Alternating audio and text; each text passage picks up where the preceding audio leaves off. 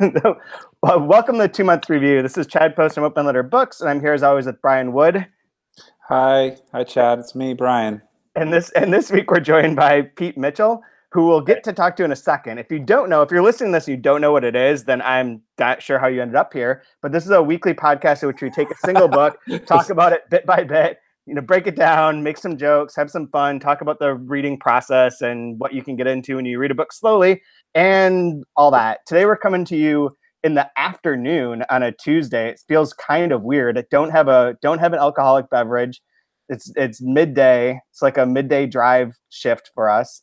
So, Hey, so you just got back from Prince Edward's Island, right? that was a couple weeks ago. Oh, okay. Never mind then. Okay. Why is that? No, nothing. Continue on, and it's not important. Say my introduction was too Canadian. Yeah. No. No, I was in Pittsburgh this past weekend. But Pete Mitchell is on here because he wrote a long, very thorough review of the book Fox for Asymptote magazine or journal. And so we wanted to talk to him about that and get his opinion on the book and on the different parts. And I particularly like the bio that's at the end, which just says, Peter Mitchell is from Newcastle, but was most recently employed as a historical researcher for Tottenham Hotspur FC, which the guest that we had on last week, George Carroll, has become a big Tottenham fan. So he was very excited to hear your Tottenham expertise. I have always rooted for Arsenal because I like to hate myself. And I like failure. I like surrounding myself by coming in fifth. So Pete, could you explain for the people that listen to this that are from the United States and have no idea about European or English football, what does that mean to be from that town and then follow that team? Is that like bad or something, or? Oh, to be from Newcastle? Yeah. No, like I'd say like Newcastle's a very heavy football monoculture. Okay. Monoculture. Yeah, totally. Like, it's the most isolated conurbation in England. It's right up in the far corner next to Scotland. Yeah. All it has is football. I mean, obviously it actually has loads of like fantastic culture and stuff, but you never hear about that. You just hear football. Sure. Yeah. Football, masculinity, the export of carbon to fuel the Industrial Revolution, and failure. It's basically our Pittsburgh. Yeah. Oh, nice. Perfectly tied in. So you said that your mom wasn't happy about this bio, though? No, I think she just wants me to take myself a bit more seriously, Oh, okay. But yeah, and she doesn't like football, so. Because I would think, man, being a historical researcher for a football team seems pretty. That's pretty serious. Yeah, that was pretty fun actually, but it wasn't serious. Really? They just like bought an old house and they wanted me to write a history of it. So I was like, here's an old house, people lived in it, they owned slaves, history's grim. That's about it, really. Wow. All war is real estate. Yeah, all war is real estate. Exactly. How did you come to write this review for Asymptote? Have you been working with them before? Or? Oh yeah, I've done a few reviews for them before. Like I did what's it called? The Georgi Gospodinov novel for them. Oh, really? Okay. Physics of Sorrow or the other one? Physics of Sorrow, yeah. I did Georgi Tenev last year as well. Oh, Jesus, yeah. How did I not notice this? That it's all through you. That Georgi Tenev book is pretty bleak too. Yeah, God, Jesus. yeah. I ended up writing a review that was like about kind of like avant-garde, like Ceausescu era communist, like films that are an allegory about capitalism and chicken farms and stuff. It was really bleak. Like I like to think it did justice. Yeah, no, I've just been writing about translated fiction for a while. That's really cool. What brought you to translated fiction? Is that anything particular of your background, or you just like it? I just started doing it. and you know Russian to some degree, right? No, not much. No, I lived in Russia briefly, like a few years ago, but I don't really. I can't get to the end of a sentence without making a fool of myself. Oh, okay. Because you picked out the one little problem that we had with our Cyrillic bit in here. Oh God! Well, this is completely the wrong book to have that whinge about. Like that's a general whinge that had been sent to the home and it found exactly the wrong home. I don't even. You can explain it if you want to. I just know that the second day the review came out, we got a message from Ellen, and she's like, "I'm really sorry. I made a mistake with that." Or like, it's like I goofed on it. So, well, I'm really embarrassed about that because I'm kind of in awe of Ellen. Like, I've read loads of her translations, and yeah, I didn't mean to make her feel bad. She's amazing. Yeah, she seems okay. It's supposed to be one of those Newcastle things where you just want everybody to be sad, I guess. I don't know. Exactly. This is why I end up like kind of reviewing so much kind of like fiction from Eastern Europe, you know, like there's something in it that speaks to me. Did you happen to get a copy of Thrown into Nature by Milan Ruskov? It's it's like when we first started doing the Bulgarian series, that was the first book we did in it. And that's by far of the Bulgarian books. Well, I don't know. Physics of Sorrow has its funny moments, but that one's really actually pretty funny and not super bleak because it's about a doctor who goes on this kind of Quixote-like quest with his assistant, in which they believe that smoke can cure all ills. So they're convincing everyone not just to like smoke cigarettes, but to like have smoke enemas and to do smoke like rituals. And it's just like going through all of Europe, just convincing everyone that smoking is the best thing for you. And it's written with that kind of parodic sort of vibe to it. It's very fun. It's actually like of all the Bulgarian books, it's the one that's like the most like uplifting, I guess. Like, yeah, that sounds great. That sounds really good. I'll send it over to you. It's a really cool book, but it it's been out for a number of years, so people don't talk about it that often. People only talk about new books. Cool. Unfortunately. So this review was spectacular. I know Brian hasn't read it because he wants to wait till he finishes the book to read it, but it was probably the most in-depth and like comprehensive review of one of our books they've seen in a long time. Like, I've heard that it's long. I'm probably not going to read it if it's really long. You want to stay away from that. Yeah. But it's really spectacular because it does talk a lot about the role of the fox. It talks about all the different kind of parts that work their way through here and how tricky the book can be. And I do like the beginning, you frame it by saying that we use like all this kind of cutesy language to be like, this is going to be fun and enjoyable and a wonderful, spectacular book. And then you're like, it is not that. You open it up and immediately you're like, well, this is like heady and smart and not like cute and cuddly at all. And like, you can't fault the publisher for trying to oversell something, but like, which is true. I mean, it's a weird bind. Like, I mean, I bring this up in all honesty that like, we're always trying to make it be like, yeah, this book, you can read it. And that's what part of this whole thing of the 2-month review is that if you slow down and talk about it, things aren't as complicated, or like you can go through the reading process and learn things about it. But like, if we don't do that, people are like, man, your books are the hard books. Like, we can't carry those. I mean, exactly. And I mean, like, again, I'm embarrassed that the time you asked me on your podcast is a time when I've been really rude twice about the book at issue. But have you read any of my essays ever? Because you will feel right at home. Okay, cool. I look forward to it. Now, like, yeah, like, I mean, I kind of, I do understand what kind of the publishing world has to do. I mean, I just have my own kind of things about the kind of, and maybe this is quite an English thing as well, about the kind of cultural cringe of trying to domesticate culture in case it looks too hard. Yeah. You know what I mean? Of that kind of thing of like, I mean, it's like, I don't know if you would pay attention, but like about a year ago, like say the leader of the Labour Party recited Shelley from the stage at Glastonbury. And like that kind of line, rise like lions after slumber in unvanquishable number, and like it became a kind of national event in which everyone was saying like, how can the leader of the Labour Party possibly hope to relate to voters if he's quoting the Romantic poets? You know what I mean? and then that was half of people, and the other half of people going like, he probably doesn't understand it. It's too hard, you know. Like, why we're so weird about culture that like stuff like kind of this is a magical story kind of gets me back up a bit and bit like say it's hard, but also say that hard things aren't hard. And I recognize that there's no way around that for a publisher. But, it's hard.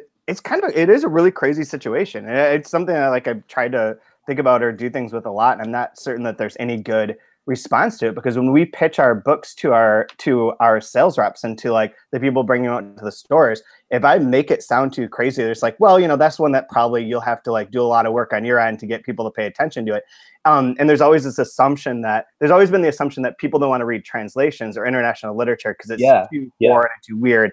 And even if you can eliminate that, then the next level is just like, oh, well, if the book's not just like entertainment, then people aren't going to want to read it. There's some article which I can't access here at work, which seems weird, on the Wall Street Journal about how we read today, and that we don't care about style, we only care about like plot points making you happy.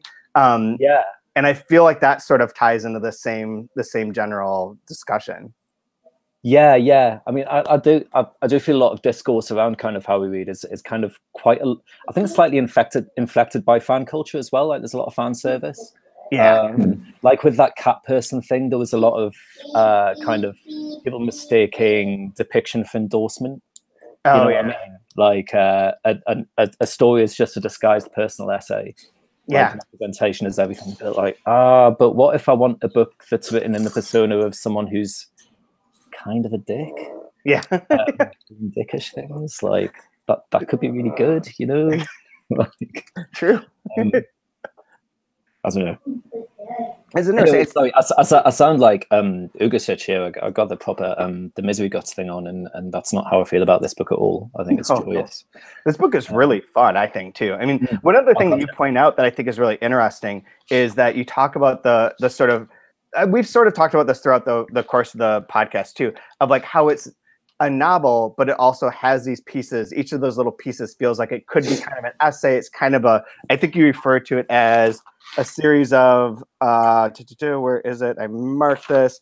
I don't know where it is. Something like, it's like, it could be essays, or it could be practical jokes, or it's like, it's fables or stories like that. And that each one of these sections kind of is a bunch of different things. And it isn't running that traditional, like, fictional sort of system. Yeah. Well, it's kind of like, it's relentlessly evasive, isn't it? In the way, like, it refuses to be anything that you could pin down and be like, I know the script for reading this thing. Like, every time you think you've got a hold of it, it'll be like, not that. It's what makes it really joyous, I think. It was like that shift. What was it? In this section, I think on page like 170 is when she finds it's in a narrative form. She finds the movie Fallen Down, and then the next paragraph is like an essay on the cultural critique of falling down and man's descent into madness. Like, it turns into an essay all of a sudden, like, just out of nowhere. Yeah, but it's one of those sections that ties in where. So just to recap where we are and then go forward. Last week we left off with we did the first half of The Devil's Garden, which is the third part of the book, in which the narrator inherits a house in a remote part of Croatia. Goes there, finds that this guy Bohan has been living there. They sort of hit it off a little bit, and she talks a lot in that first half about like home and about having a home and how she'd left her home of Croatia and has been living elsewhere. And now we pick that up with like them having a very homey scene in which Bohan has made her eggs and they're having breakfast and things are sort of hitting it off. And then as we go through this, they sort of have a love affair. And then it ties that in with why he became a D minor. And then there's this little bit that you're referring to where she talks about the movie Falling Down. And then it ends with like him blowing up and her burning the house down and life going on. So there's a lot to sort of unpack there. But with that section that you're talking about in particular with Falling Down, it keeps coming back to the home thing again. Of that, all he is trying to do in that movie is get home. And I wanted to rewatch that before doing this, but I didn't have a chance to. But you confirmed my memory that he does go about like assaulting and destroying people throughout the movie. Yeah, if I recall, I think like he progressively gets more powerful weapons. Like he gets a baseball bat, then he gets a pistol, then he gets an Uzi, then I think he gets a hand grenade at one point. Like like each little episode increases the violence and his power. Yeah. Have you ever seen this, Pete? Yeah, I have years ago. It's one of those kind of really. It's one of those films that is part of the cultural landscape, and then you rewatch it and you're like, holy God, this is a deeply kind of evil and bilious film. This is like this is a film of pure nihilism. It's fantastic. Yeah, I really want to re-see it now. I love that she says that he settles for suicide by cop. Yeah. I don't feel like this movie could be made these days. I don't remember it well enough, but like my sense of it is like this would probably not go over very well in 2018. It would fail to clear the depiction equals endorsement bar, I think. Yeah. That would be a serious problem. Yeah, it's problematic. I'm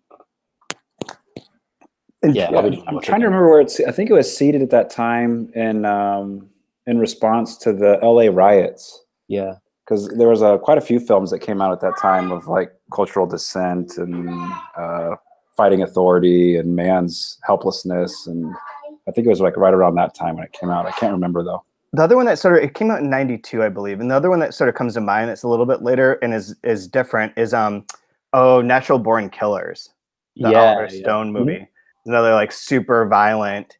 I remember that movie at the end just being like, will you finally just kill this person so this movie can fucking end already? Like, and it was like the moment of like, oh boy, like I don't think I should feel like that. And then stuff like American Psychos right at the end of that as well. And then right.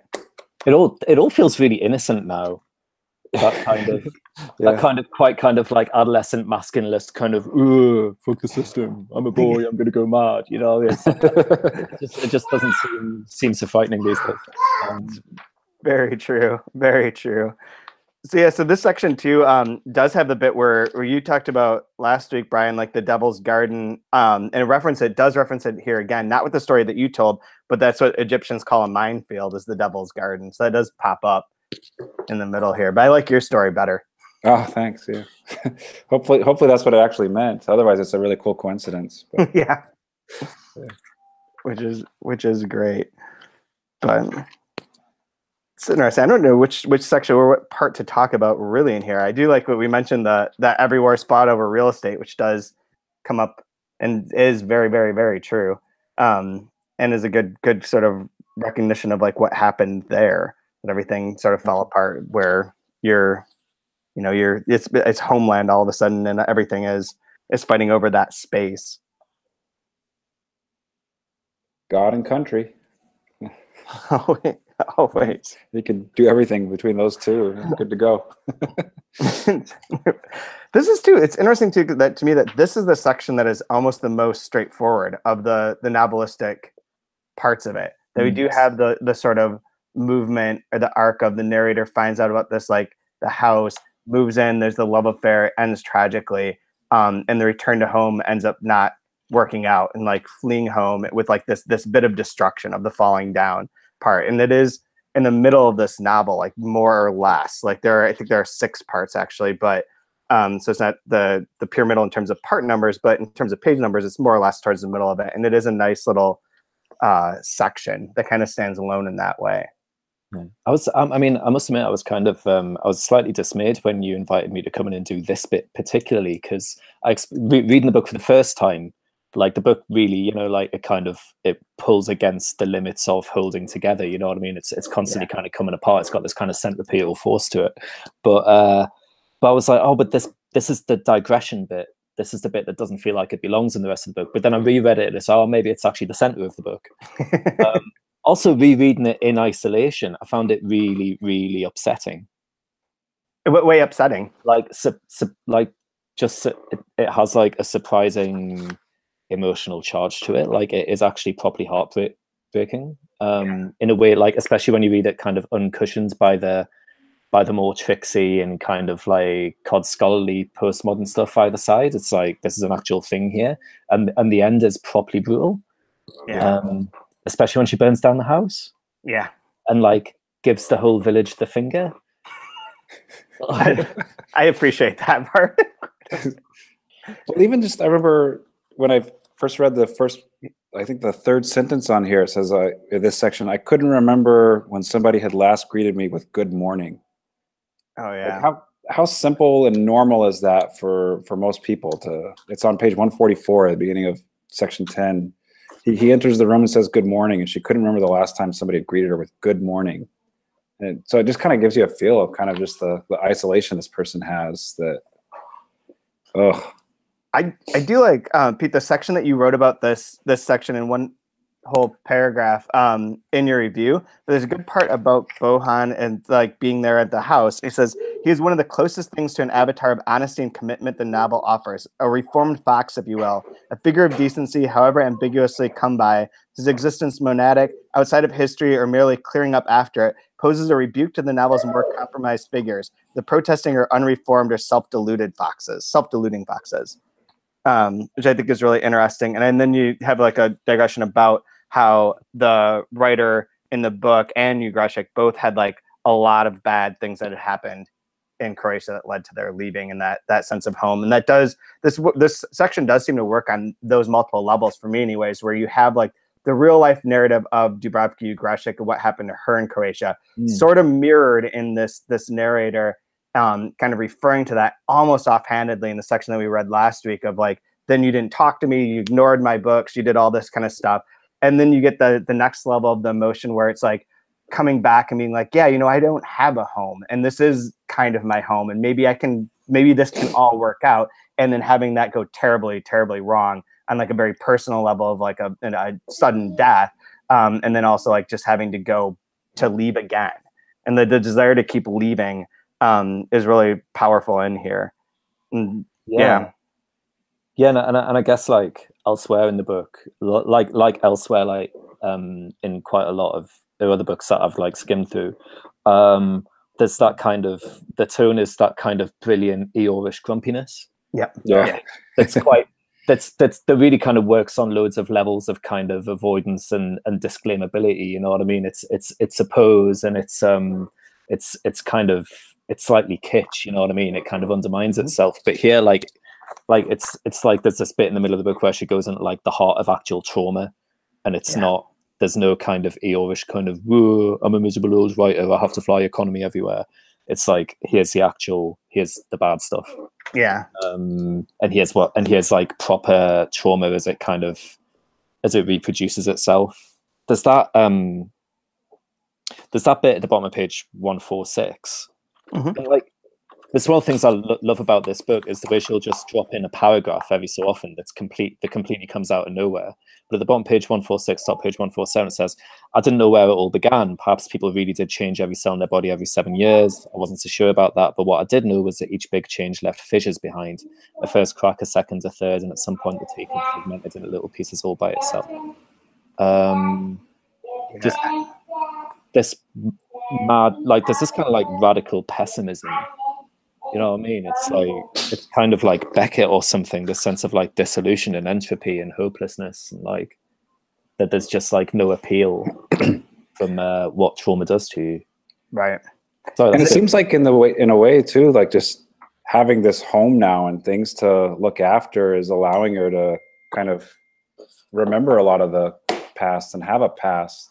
Like I recall there's that one line where it's talking about how vital and humane it is to forget your failures and your humiliations, like wanting to do, but being here, like she's remembering everything and kind of embracing that a little bit. And obviously it ends up, you know, nope, I got to burn it down and leave because I tried it. It didn't work for me yet again. Yeah. Back to hopelessness. Yeah. But like, it made it so brutal because like you're saying like, oh, this is not going to end well. And like you wanted to do like, oh, she found somebody to love a little bit, and they're healing each other a little bit, and nope. Yeah, and his whole story, I mean, to get into like what he does. So when everything's falling apart, he's a judge, and then you have to go get your new identity card, and he's supposed to be have a Croatian identity cards, but given how the Croats had been treating Serbs, he's like, no, I'm going to stand up for like the rights of humanity and like declare I'm a Serb and like, you know, have that sort of sense of protest, and that just leads to his like dissolution and like having everything go completely wrong in his life. And it's all so heartbreaking. Every time that you try and do something humane, it gets subsumed by the system of like trauma and violence that doesn't seem to end. That it all falls apart. And she kind of says like, you know, you're a hero, and he's like, no, I was a jackass. Yeah, it was a stupid thing to do. Yeah, so even the supreme moment of resistance is always going to be like pure bathos. You're going to fall on your ass, you know. Like the height of passion, and they make love. And I think the line of it is, We made love with like restraint, no hurry. We made love the way I guess people do our age, recovering from a long and painful lonesomeness. Whew. It was like, God. Yeah. Are you okay, hon? Yeah.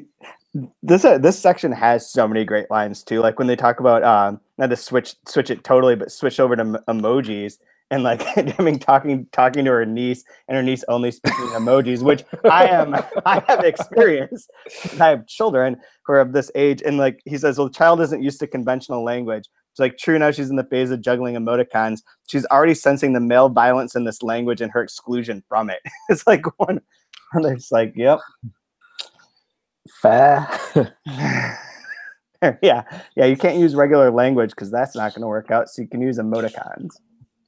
But that like and but I mean that's something that Ugresic does, isn't it? Like she kind of, you know, she's always like kind of toggling backwards and forwards between you can't trust language. There's that bit about her niece later where she's like, people don't use names because you can curse someone with their name. Language is fundamentally untrustworthy. It might betray you at any point, which fits really interestingly into the whole kind of linguistic politics that she kind of crop up every so often about kind of Croatian and Serb and again, this is why it was wrong of me to bring up the whole Cyrillic alphabet thing, but you know, the way books with Cyrillic alphabet and then started getting thrown out. Yep. But sorry, I forgot what I was saying. It was great though.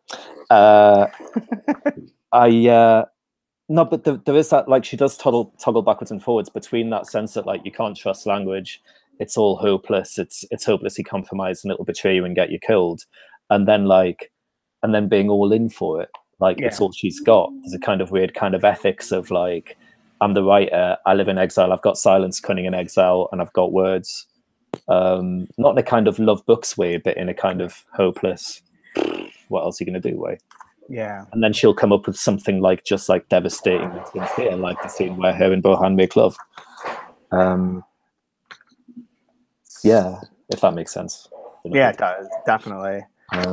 She always figures out a way to like put in a little bit of kind of that bathos. Like she lets it get super elevated and heavy, and then just does like one little thing to kind of undercut everything she's done. Like she mentions that their bodies are like heavyweight wrestlers or something. Yeah. In this moment of passion, or they're having like a really intense conversation. She's like, "Why do we sound like we're in Voltaire's Candide?" Like, yeah. Right. Like, oh, I'm getting a little preachy here. Maybe we need to, you know, cut it back. She's just very sly. I really enjoy it. You never have very good footing. Yeah, like she's always doing that kind of joke of like, I've said something that sounds a bit pompous, so I've like, just in case it came across as pompous, I've got to undercut it. Yeah. You know what I mean? Like, it's like in Britain we call that a bit of a like grammar school boy trick. You know what I mean? Like if you're from a non-literate milieu and suddenly you get literate, you've got to you've got to undermine everything you say that might sound a bit clever. Yeah. And yeah. that is very true. I'm not sure if there's anything else any part of this section you guys wanted to talk about.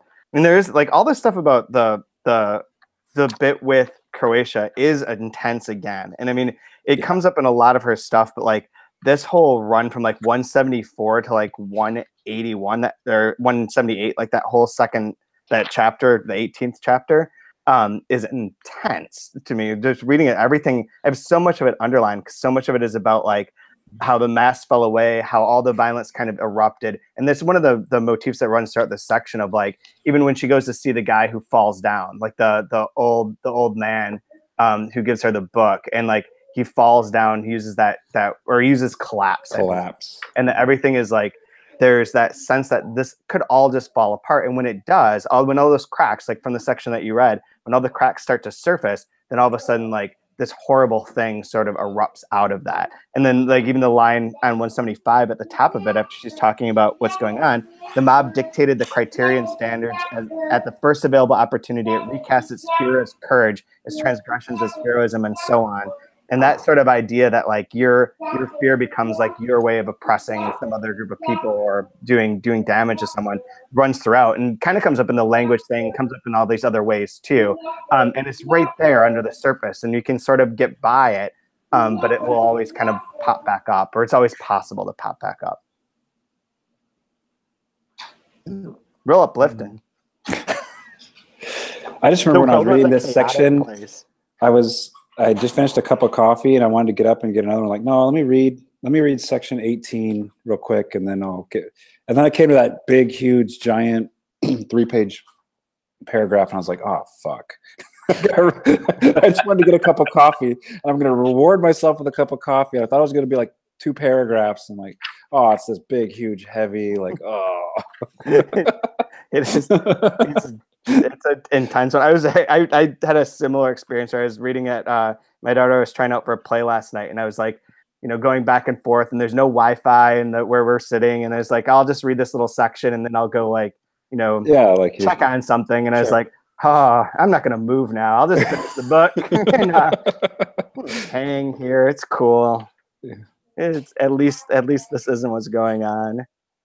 Oh man, yeah, the good Fox stuff in this too. One other thing I wanted to point out actually was the slight reference to on the page 181 in the last bit when she leaves the house, she takes the cacti with her, which is similar to that section with the widow. The last one, she takes the basil plants on the plane.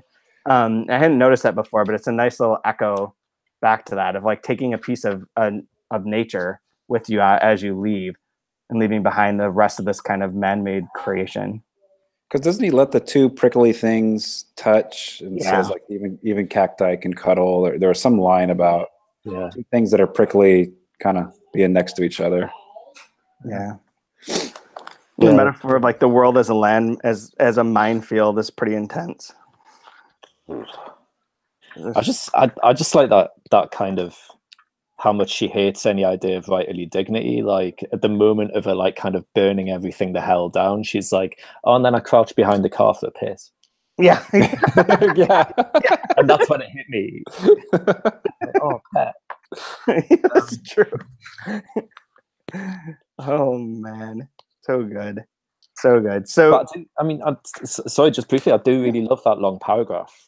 I hadn't really noticed that it was a long paragraph, but it's like it's so dense and everything happens in it. And then there's this bit like kind of halfway through about what it feels like when stuff falls apart and fascism takes hold. It's like our will became intolerably transparent.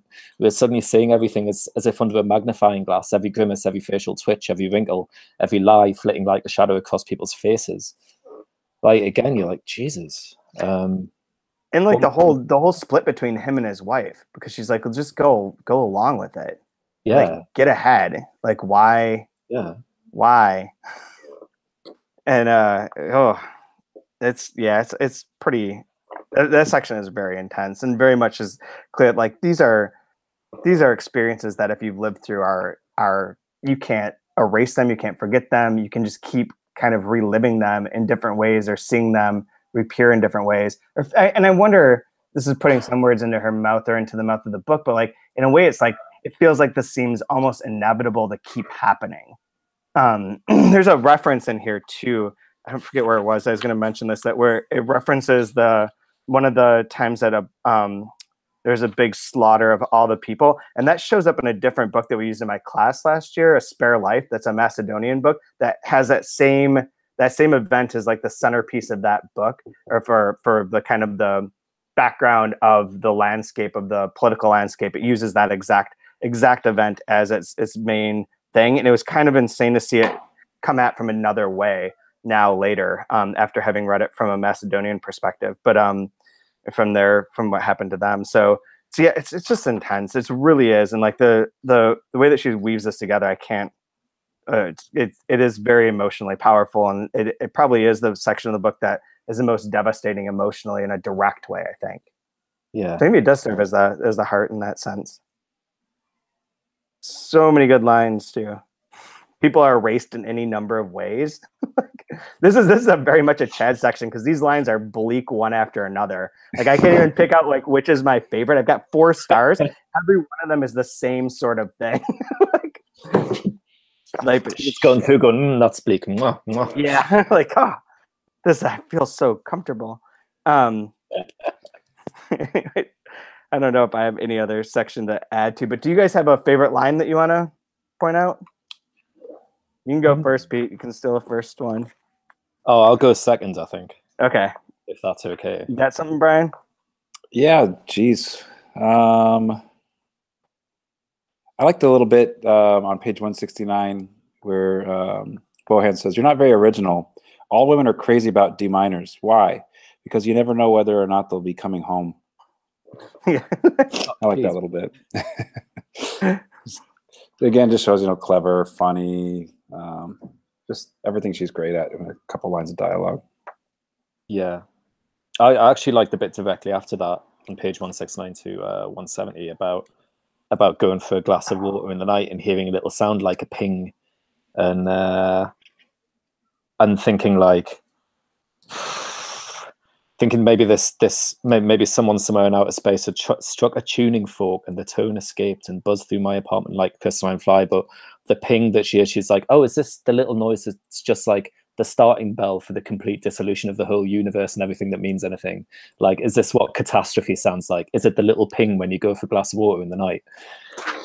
That hit me last night. I have that all underlined too, of like, is this the when does it begin? Is this when the fact, or when does the fall in fact start? As being like, Jesus Christ, that's the most horrifying paranoid thought I could have, because like it can imagine like just one little thing and all of a sudden it's all going to start to crumble apart. But then that paranoia about catastrophe, like, it kind of reappears, doesn't it, later as a paranoia about things being knit together again as well. Like, it reminds me, this ping reminds me of like and I don't want to be one of those guys, but I'm going to be one of those guys. It kind of reminds me of the crying of Lot 49. Oh yeah. Does that sound like a crystalline noise of pure loss, as if a triangle being held? You're always welcome to have Crying Lot 49 references. Oh, dude. Oh, hey. Is that real? Yeah, no, that is legitimately. Oh, that's wonderful. That is absolutely wonderful. Yeah, I like the Oedipus Mass reference in here too. Yeah, but like later when she's doing the bit on like Dov B'Levin, the Abirut writer, like, and whether he exists or not, like, and she gets that sudden kind of like access later of like pure kind of like textual paranoia about like maybe texts are everywhere, and it could be really tiresome kind of like cookie cutter postmodernism in a way, but it's not. It's a proper Oedipus Mass moment. What if texts imprinted on infinitesimal transparent layers with hidden text are overlaid one atop the other, yet we know nothing of them because they remain permanently hidden from view? There's that moment of like, what if Dov B'Levin both persisted and didn't persist? A bit like, the Trastero, like, what if it's 1 and 0? Like, yeah, we're gonna have to get deep into that when we hit that section too. Yeah, and I think there's a bit of a like, I can't help reading, like, the more I read this, there's all that stuff about the about early Soviet avant-garde and their fascination with 1s and 0s, and I started wondering, like, is she doing this on purpose? I started getting a bit paranoid myself. I've never talked to her about pension. It doesn't feel like it's in her wheelhouse as much, but you never know. But the idea of like the information system that you're not entirely privy to, but you can see glimpses of, and that at points in time you can see that structure and how that structure holds things in place or doesn't. Like, that's throughout, and that's like seems like a very Eastern European sort of mindset, especially if you've lived through these sorts of traumas. That there are these ways, and even when it comes to language, there are ways that language is used. Like when we talked to Ellen about the working at the Hague and translating everything, and which words are used for the defense and for the prosecution, and how they distribute it. That kind of power structures are all mapped onto one another, can be really intense. And specifically that kind of intimation of like a huge system or the complete absence of a system as a response to trauma. Right. Yeah. It's like, yeah. Have you ever read Everything Flows by Vasily Grossman? Oh no, I have not. I have not. Like, it's a weird kind of fragmentary thing. It's totally unfinished, but there's a bit where two guys are in a, and sorry, this is like, it's not going to get more cheery from here on in. Okay, good. There's these two guys in a cellar at the Lubyanka, in a cell, and they're getting tortured and that. And while in between interrogation sessions, this is during the purges, they start talking, and one of them's like, "Look, I know you're still idealist. I know you've got hope, but I have a kind of theory of violence." And my theory of human history is that there's always a constant amount, like energy, there's a constant amount of violence. It just gets shifted around. It's one of those moments of like, I have perceived how things work. It's fast and complex and not very friendly. Oh man, I like that. That's really good. Yeah, I mean, you don't go to Vassie Grossman for giggles, in fairness. No, definitely not. That ties into the one that I was going to say is the line that I liked is the world was a chaotic place. We usually came to this once we finally exhausted all our energy, persuading ourselves that we were living in the best of all worlds. Fits right into that. The other section I forgot to mention that I thought was interesting, though, was when she's talking about the guy who falls, who collapses, and he gives her his book. And she's like, well, it's interesting because this book was not, it was autobiographical, but it was not positive about himself. It was like self-deprecating and not, it wasn't, here's a line. This made me uneasy, perhaps because such things are not typical of the genre. People do not, as a rule, write autobiographies to abase themselves, but instead to erect themselves a monument. And that's sort of what her techniques are frequently in here too. But I think that's interesting because it seems like a very true statement. Like I can think of autobiographies that are, and I'm sure there are counter examples, but like for this in particular, that's interesting. Yeah. But anyway, so I don't, oh, sorry, go on. No, sorry. It's just like, yeah, I was just like that idea that like you'd write an autobiography, but as an act of self-erasure. But then I was talking about all this kind of like this radical miserableism. Like she does, I think it bears repeating, she does make it a kind of burlesque, doesn't she? Mm-hmm. Like, she's like, whoa, look at me. I'm so Slavic and miserable. There's even that line somewhere about like, someone like, I feel almost Slavic in my misery. There's a line, I think it's in karaoke culture, that's like, I can always recognize another Slav because they have that look. Like sort of like miserable Eeyore look. And like, yep, I can pick you out from anywhere. So it is, yeah, it is funny. It's not just purely, if it was purely miserable, it wouldn't work. But the fact that it doesn't ignore that misery makes everything work so much better by not just being like, oh yeah, we just got to go by that and like have these make a book that people love because it's got a romance and it's got these things in it and that people will really appreciate that. Those books aren't interesting. This is how it works when you don't ignore that and you're able to make something out of that in a Fox-like way. Yeah. We haven't discussed foxes.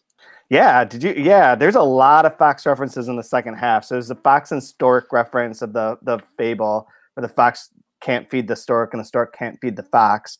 You talked about the fox as going as sort of a reformed fox, and then she sees a fox when she leaves. She sees the fox that had been pointed out before as she's leaving again. And it is like, yeah, that I don't know if there's any other parts I was going to mention. Those ones stood out to me as like the obvious direct references to it. Yeah. I mean, I have to admit, I kind of got like reading through the book, and like it took me ages to read this because I kept kind of putting it down and picking it up again. And it really like it's one of those things like if you don't focus on it quite well, it falls apart in front of your eyes. Like I kind of got every time a fox crept up by halfway through, I was like, oh god, there's another fox. Just put a fox in there. Like we get it, But the bits that I think the idea about foxiness as like a kind of foxes as writers and this kind of like faithlessness like comes out really powerful in the end of this section. Like when she disappears and is like, yeah, I've burnt my nest. Yeah, I've taken everything. Also that sense of like that proper like almost defiant guilt she has about the possibility that she got Bohan killed. Yeah, like that she does bring bad luck, that everything she touches does die because that's what happens if you're a fox. Yeah, like your survival is always purchased at the expense of others. That's true. That makes sense. Interesting too. It's funny that you say the thing about there being so many foxes because we mentioned this on an early episode, but the students, when I used this in class, were like, there's not enough. It doesn't explain it enough. It was like they expected it to be like more academically like, here is what a fox stands for, X, Y, Z. And it was very weird, like hearing them being like, I felt like I was a horrible teacher at that moment. No, I think it's a treatise on the American public school system. If they thought there wasn't enough fox in this book, it is freaking everywhere. It doesn't have to I just looked up Falling Down, and it wasn't produced by 20th Century Fox Film Studios. So I don't know like why she would add that in there. That doesn't make any sense to me. It was Warner Brothers, so I don't know what Warner. I just looked it up. Clearly, doesn't know what she's doing. That's bad metaphorizing, man. Like, yeah. Oh man, I don't have. You picked a Michael J. Fox movie. Oh yeah.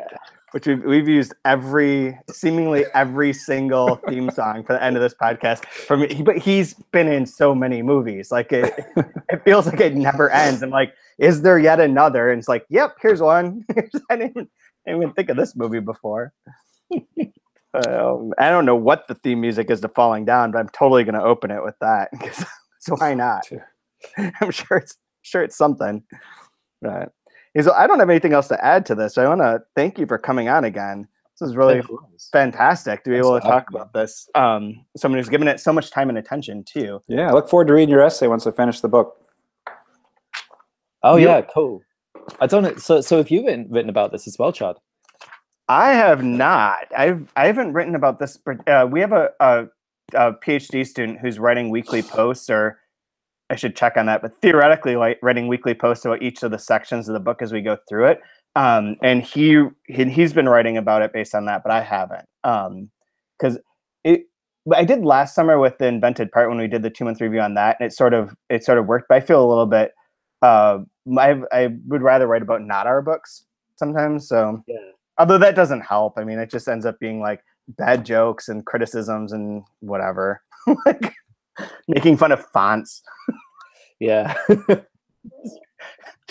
just seems like a low blow, but whatever. It's sitting there. It's an easy joke. Yeah.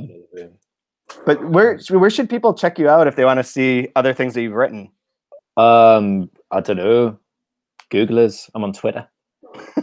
Perfect. I'll link to the Twitter account, and I'll see if I can find if Asymptote has all of your stuff under one little. Yeah, I don't know if they do. I find the Asymptote website quite kind of labyrinthine in a way that always leads me to something amazing, but which is probably the point. It's a lot of stuff on there. Like a lot of stuff. So it's crazy magazine. I'm really kind of in awe of what they do. It's incredible how much stuff they have. How many people have written things for them, and how in depth it all goes. It's not surfacey at all. Everything's very, very well done. Yeah, and just like every time you go in there, you're like, Jesus, they've written for them. The names, you're like, Jesus. Absolutely. And I suppose you'll be watching Tottenham this Saturday. Oh God, they're playing Newcastle, aren't they? Yeah, I think so. Do you know what? I think I am. Nice. I'm watching them. You should live tweet that. Well, I originally hoped, actually, I've got a friend that I took to the game in Newcastle. He's a Tottenham supporter, and he was originally going to bring me to White Hart Lane to see them play, but I'd be in the Tottenham end as a really kind of like appropriately kind of Ugresic betrayal of my homeland. But I don't think that's going to happen. Too bad. I'll be watching it in the pub as usual. Yeah, it'll be fun. It's good that it's back. And you can always, Brian, you can find you on Twitter too. Yeah, I'm there, but I haven't done anything with it. But who knows? Maybe I'll send out something offensive and see if I get fired from a job. I don't know. Cool. Seems to be what Twitter's for these days.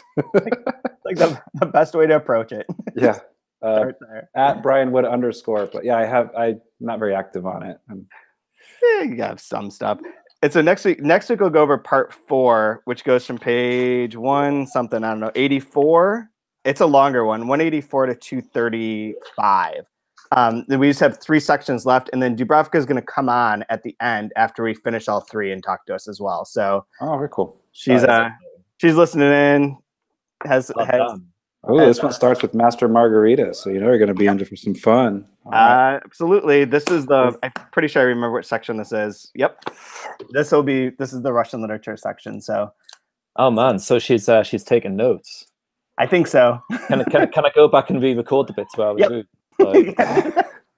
We're gonna play for her the Eeyore sound. This is what he thinks your characters sound like.